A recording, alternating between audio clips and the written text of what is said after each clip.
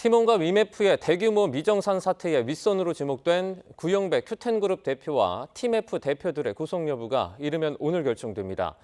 검찰이 수사 착수 이 2달여 만에 핵심 피의자들의 신병을 확보할 수 있을지 주목되는데요. 취재기자 연결해서 자세한 소식 들어보겠습니다. 김태원 기자. 네, 김태원입니다.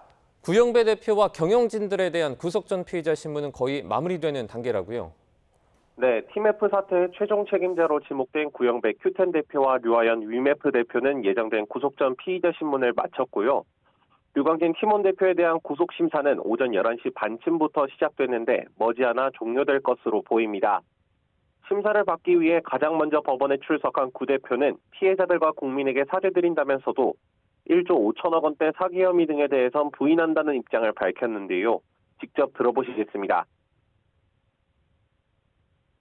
1조 5천억 원대 정산대금 편취하셨다는 혐의 자체는 인정하십니까? 그렇지 않습니다.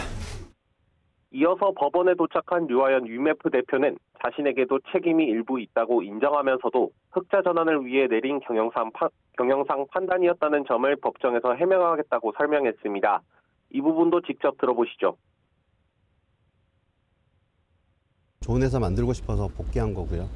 기존 회사 대비해서 연봉도 좀 희생하고 또 1년 뒤에 흑자 만들기 위해서 신용대출도 받고 이랬기 때문에 그 과정 좀 해명하고요. 류광진 대표는 별도 입장은 밝히지 않았는데요. 다만 구 대표가 큐텐그룹을 통해 팀F의 운영 전반을 좌지우지하는 구조인 만큼 지시를 받아 따랐을 뿐이고 범행의 고의가 없었다는 점 등을 들어 반박할 것으로 보입니다. 이들에겐 특정 경제범죄 가중처벌법상 사기와 횡령, 해임 혐의 등이 적용됐습니다. 구체적으로는 정산대금을 지급할 수 없는 상황이라는 것을 알면서도 판매자들을 속여 돌려막기식 영업을 이어가며 대금 1조 5,950억 원을 빼돌린 혐의와 팀원과 위메프 상품을 큐익스프레스에서 판매하게 하는 계열사 일감 몰아주기로 팀원과 위메프에 모두 692억 원의 손해를 입힌 혐의를 받습니다. 미국 전자상거래 회사인 위시 인수대금 등으로 사용하기 위해 팀원과 위메프 자금 671억 원을 횡령한 혐의도 있습니다. 검찰은 오늘 구속심사에서 이번 사태가 대다수 서민 영세업체인 판매업체들에 대한 천문학적인 재산 피해를 입힌 중대범죄라는 점, 또 류광진, 유하연 대표 등에 대해서는 구 대표에게 책임을 떠넘기려고 모의한 정황을 제시하며 증거를 없앨 염려가 있다는 점 등을 강조할 것으로 보입니다.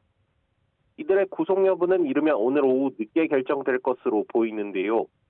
검찰이 구 대표 등 최종 책임자들에 대한 신병 확보에 성공한다면 AK몰이나 인터파크 커머스 등 다른 큐텐그룹 계열사 등에 대한 수사 여부도 검토할 것으로 보입니다. 지금까지 서울중앙지법에서 YTN 김태원입니다.